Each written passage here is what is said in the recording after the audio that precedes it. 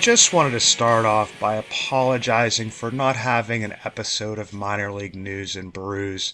For the past couple of weeks here, I have been doing my due diligence to attempt to secure an interview with a person that I thought could shed some light on the Pirates, and more succinctly, Ben Cherington and company's recent decision not to renew the contract of international scouting director Junior Vizcaino.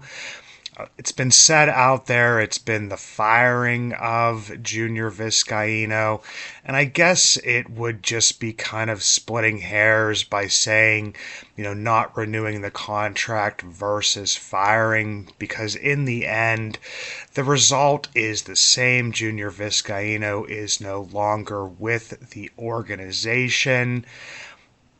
Unfortunately, this person has canceled and rescheduled with me approximately, I'm looking at it right now, probably 11 to 12 times at the moment. The most recent canceling and now not even giving a rescheduling date happened within about the past 20 minutes. The first cancellation was my fault. The day after Labor Day, my youngest son, walked into my my room with my wife, and he projectile vomited, probably from having too much fun and too much candy, and probably popping stuff the day before. But definitely had to cancel that one. The other ones, definitely not on me. I was set up and ready to go, and got a text, saying, "Can we do it at a different date and time?" Set up that date and time. Obviously, that hasn't happened yet, but over these past couple weeks, I believe that I have looked at the stats, the signings, the bonuses of the players that have been acquired under Vizcaino's watch about, 15 to 20 times by now. And I feel like I can maybe work through this process with you guys. It's going to be like almost a stream of consciousness type of podcast here. So hopefully it goes a little bit, more in depth than some people have by just basically saying, Vizcaino should have been gone years ago, but not really stating, what years ago means, how many years ago. Also saying, that the Pirates International, acquisition, their scouting and everything has been terrible for years, since there have been, changes made and upgrades made to, the Dominican Academy. Looking back at when Vizcaino was hired, why he was hired, and who he was replacing. Everybody, I'm pretty sure, that follows along with the Pirates whatsoever probably knows, why the former international scouting director Rene Gallo was let go by the organization. But for those of you that don't, he was taking some money, giving out some money to basically bring in players, putting them in certain camps down in the Dominican. There are different organizations that would almost be equated to what I would call travel ball in the United States, and funneling players into those certain organizations. People know that a player cannot be signed until they are 16 years old, but if they think that organizations don't have ties or investments into these players until that point in time, then you are pretty much living under a rock. They are looking at these players kind of like, colleges and maybe even pro teams are looking at them in the United States, as young as, I've seen 11, 12, 13 years old, have these, handshake agreements under the table and are sending them to certain, academies that would be, like I said, akin to a travel ball organization or like a perfect game type thing here in the United States. So anyway, Rene Gaio was doing some stuff that he wasn't supposed to be doing. So you bring in Junior Vizcaino. He was hired on December 1st, 2017. He had been a global cross-checker for the Red Sox during the previous season, with the Kansas City Royals for 17 years before that, with a decade of that being as their national supervisor. So definitely did have some scouting experience, but it wasn't really known as to how much ties he had into the international market, because the international market is its own beast, to a degree, explaining the stuff that Gaio had been doing. But you do have to have some of those relationships down there. So Vizcaino comes onto the job, and people kind of put some players, under his reign or under his watch or under his responsibility that I really can't, tie to him. Just because, you come on in December of 2017, you are in the middle of an international signing period.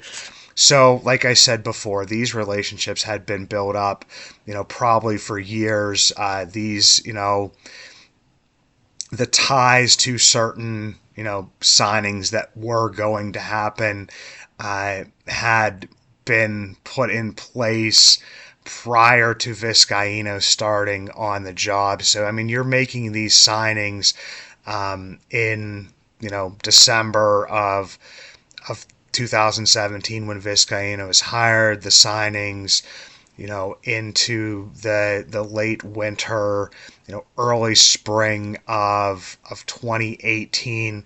And I would even go as far as the ones that start to happen during the next beginning of the next signing period. People have been talking about, the only person who has reached the major leagues under Vizcaino has been Luis Ortiz. He was signed at 19 years old on October 2nd, 2018 for $25,000. Obviously, Vizcaino, as the international scouting director, would have to sign off on such a deal. But they probably had been talking to Ortiz and scouting Ortiz long before Vizcaino showed up on the scene. So if you want to put that one with him, okay, because like I said, he was the international scouting director at the time. But he had to get in there. He had to get his bearings. He had to get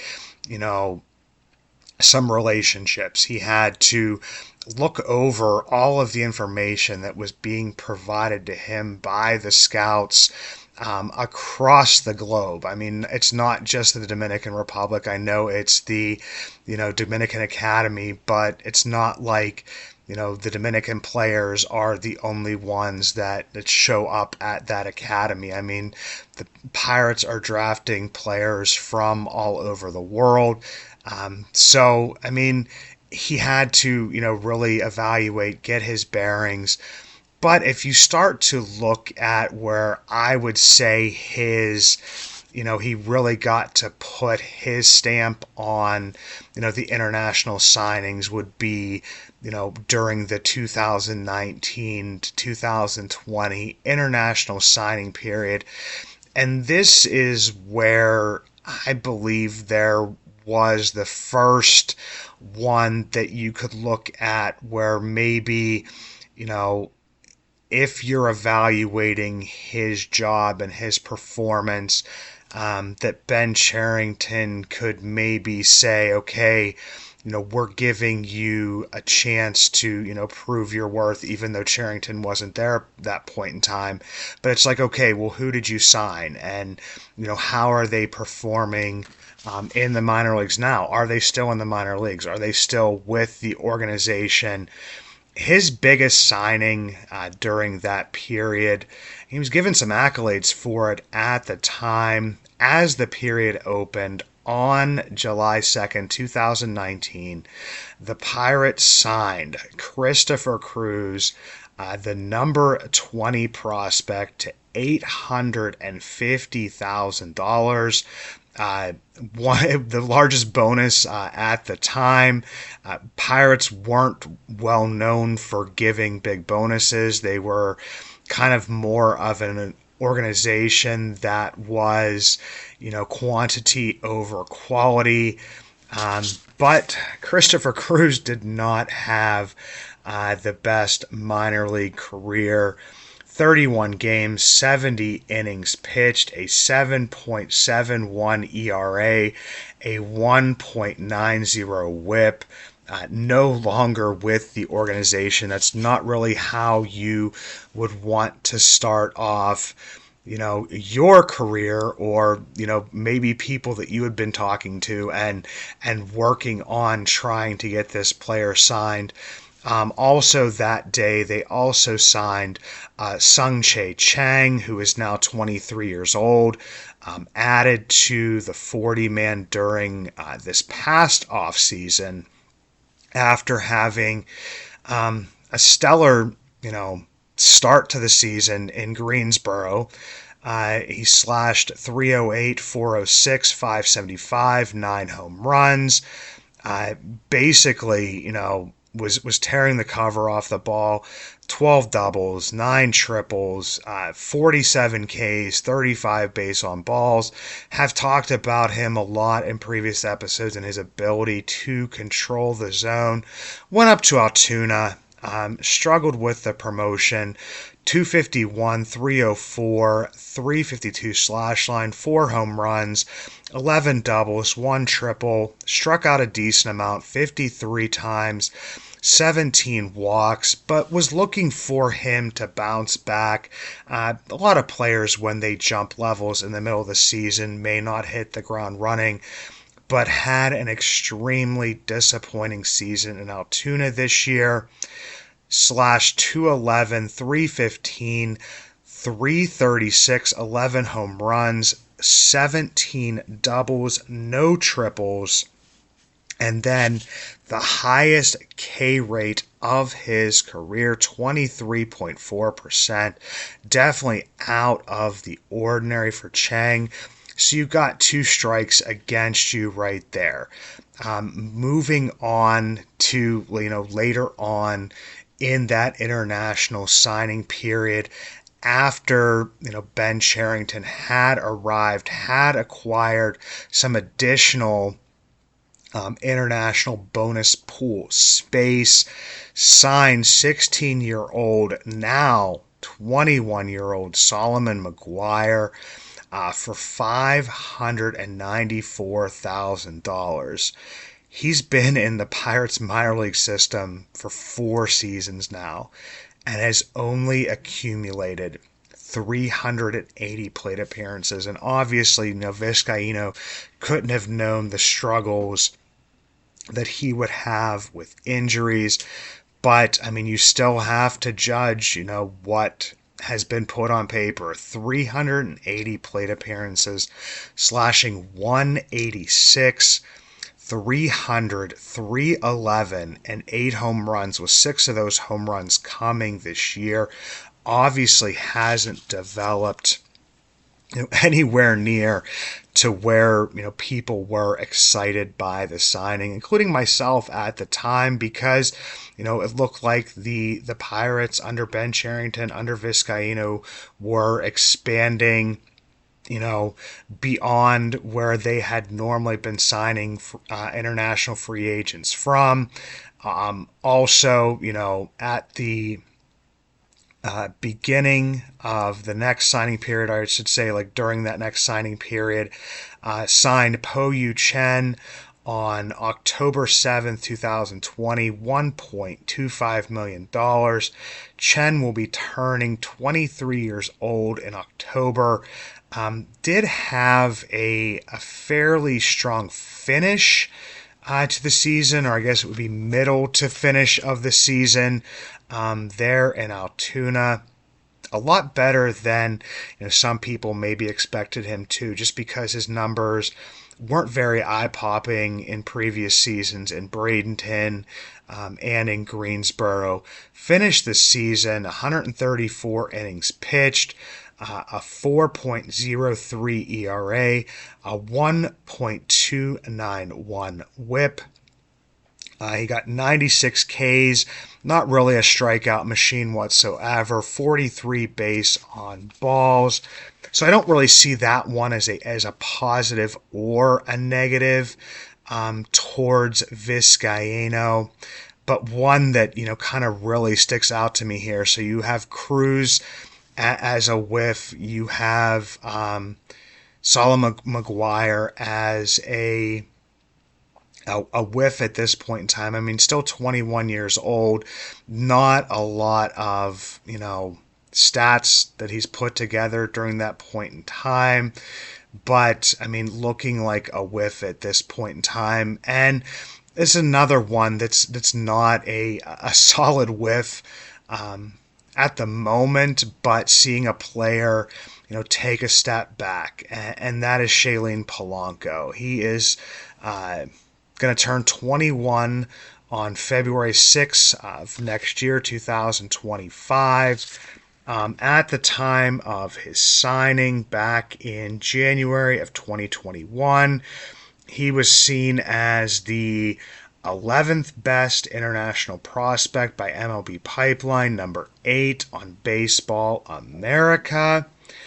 Given a bonus of $2.35 million last year in Bradenton during his 19-year-old season, 303 plate appearances, a 242 average, a 763 OPS, and 12 home runs. Looking for him to take a step forward this year, much like you were looking from Sung-Jae Chang.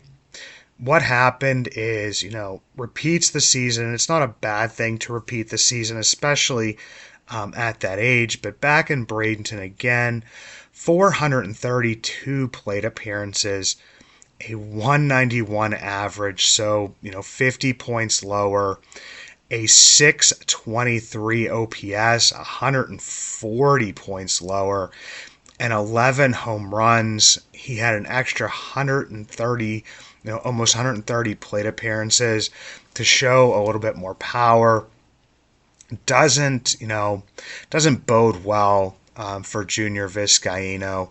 And this is just really weird because, I mean, you're judging a guy, on what a lot of people are saying is, a 7-year period. For me, like I said, it's more of a 5-year period, but it's kind of crazy, how quickly life can come at you, because I can remember looking back at an article and I found it again and reread it, and the praise that was given to Vizcaino back in 2022, not just by, Pirates beat reporters, not just by correspondence for MLB, but nationally was given accolades and praise for being able to acquire the number 11 and number 12 prospects on the international market in the forms of Yordany De Los Santos and Tony Blanco Jr. Yordany De Los Santos, has come up to Bradenton a couple of times here. Accumulated, I believe it's probably about 250 plate appearances, has an OPS sitting right around like 570, so obviously not great. De Los Santos still very young, has performed very well. Have had Eric Birdland, Eric Garfield, go follow him. Our boots on the ground with the FCL and also Bradenton. So give him a follow for just a ton of videos on the Pirates, the young Pirates down there, as well as players in different organizations, especially the Baltimore Orioles. But does a great job. I mean, De Los Santos this year in the FCL, 216 plate appearances, 5 home runs, a 344 average, a 919 OPS. Last year, took off in the FCL, was moved up to Bradenton, only accumulated 78 plate appearances in the FCL last year, 1 home run, a 328 average, an 860 OPS. Maybe was, promoted a little bit too quickly at that point in time. But going to have to see how he, develops in Bradenton next year. Like I said, obviously still very young. And he was the number 12 prospect. Number 11 is Tony Blanco Jr., only 19 years old, given $900,000. This year in the FCL, 109 plate appearances, slashed 305, 385, 505 with 4 home runs. Just an absolutely giant human being. So this is one that could still go in the positive bucket for Vizcaino. And like I said, that was only 2 years ago. And, he was given a lot of praise for that. During that same time, he signed, Esmeralyn Valdez, who at only 20 years old led the FCL, with 22 home runs. Yes, he does have that K rate above 30%, but also has a fairly healthy walk rate at 13.6%. I'm looking at some of the other signings that we're looking at back in 2019 with when Sung-Chae Chang was signed, when Christopher Cruz was signed. Omar Alfonso, who's 21 years old now at this point in time, was signed. He had about 350 plate appearances in Bradenton this year.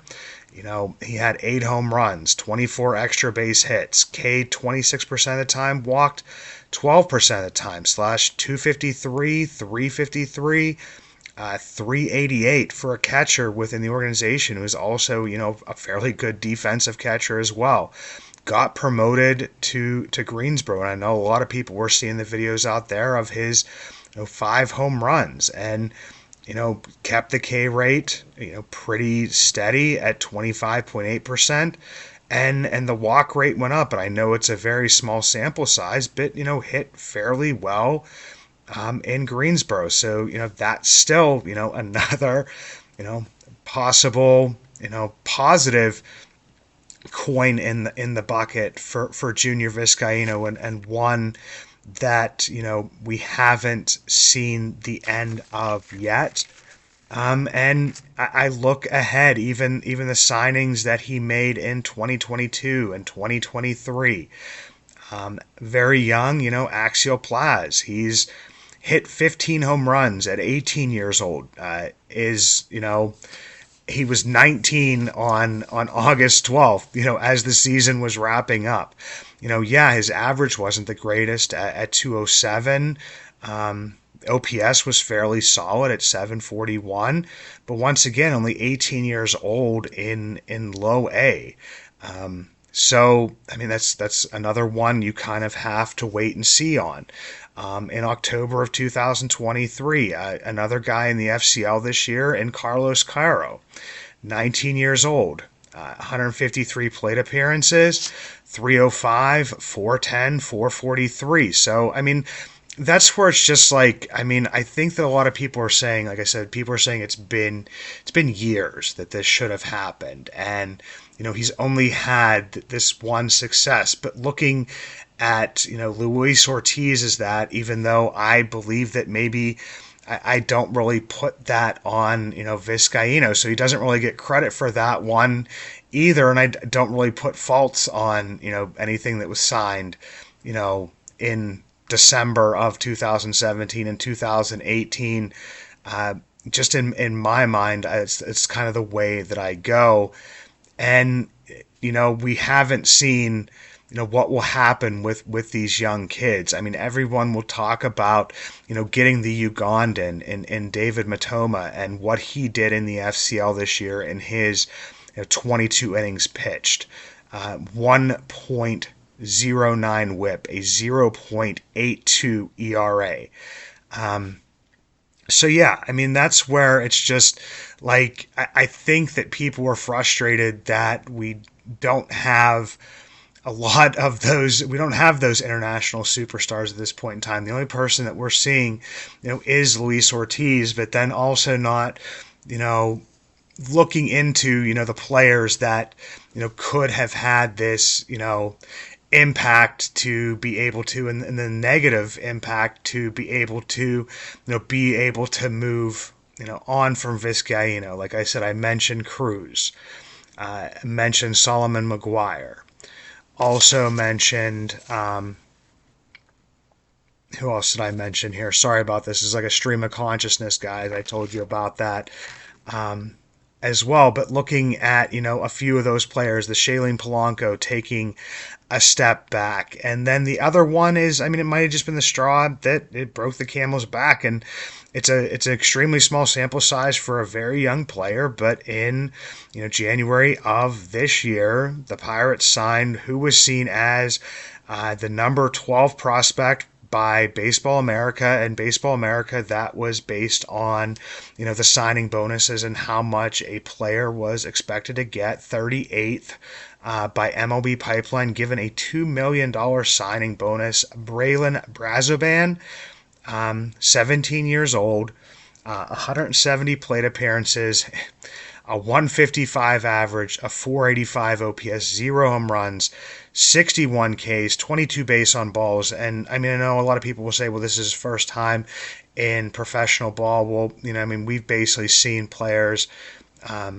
that, Axial Plaza always look to, and go back and look at his numbers when he was only 16 years old in the Dominican Summer League. So for a player that you invest that much money in to kind of come out of the gates that slowly, I mean, that could have been, I wouldn't say the deciding factor, but like I said, just like, okay, this is kind of enough. You've been given this many years, and I'm not saying if Brazoban has a great year that Vizcaino is still there, but just I think there was enough cumulative things that we may find out that some of these players, it'll be like, okay, this player made it to the major leagues, and this player can be attributed to Vizcaino, just like I think with a Luis Ortiz, this player made it, and at least the scouting part of it can be attributed to Rene Gallo, in my opinion. So I mean, he's gone. They're going to be finding a new one, but I wanted to break this down a little bit more than just, making those blanket statements of, it's been too long, it's been years, and just giving you an example of some players that we could still see, have positive results coming out of, Vizcaino's tenure with the Pirates, and also, the ones that may have led to him and being not re-signed by the Pirates, fired, whatever you want to call it. But yeah, that's my take on the situation. Give me some feedback. Let me know what you think. A pitcher of beer, a pitcher of beer. Let's order another pitcher of beer. That pitcher of beer should come over here. I love that pitcher of beer. There are not going to be any top 5 Pirates prospects from me for this episode, as a couple of the seasons have wrapped up. I should say a few of the seasons have wrapped up with only the Indianapolis Indians left to play here, and that's just for another series. So going right into the beer reviews for this one, finally getting done with the beers that I sampled during my time down in Myrtle Beach, down in Surfside Beach. Like I said, didn't record for the past couple of weeks here. Sorry for that.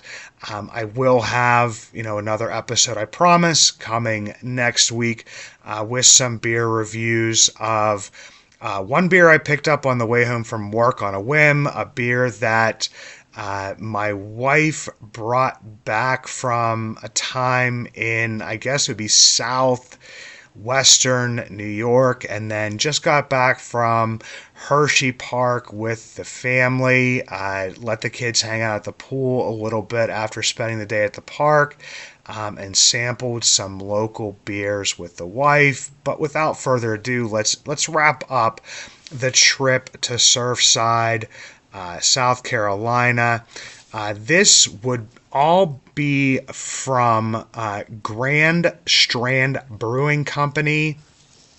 And these 2 beers, yep, sorry guys, only 2 beers this time, but it's the only ones that I had left. It's the Airbrush Hazy IPA coming in at 6.5%. My brother-in-law Josh actually picked this one up. Had a very cool can. Probably the reason why he picked it up, but it was a delicious hazy IPA. Give that one a 4.75. Knock it down to 4.25. And then there was the Salty Golfer, which I got because we went golfing, and I was a little bit of a salty golfer because it was the first time I had golfed in like 12, 13 years, and, played pretty terribly, had some good shots because it's like riding a bike at times. But I got this Salty Golfer, which is a pineapple blonde, which I'm not usually a fan of fruited type beers that are not a hazy IPA. Definitely, usually not a fan of the sours, fruit beers, whatever it would be. But this pineapple blonde had just a little hint of pineapple. Really liked it. A great sipping beer for the last day at the pool and the beach, coming in at 4.2%. I'm going to give this one a 400, and I'm going to knock that up to 425, so they both work out to be around the same if you happen to be down there. But until next time, everyone, let's go Indians, let's go Bucks, let's go off-season. Not really sure at this point in time. Once again, I apologize, and I will be back next week.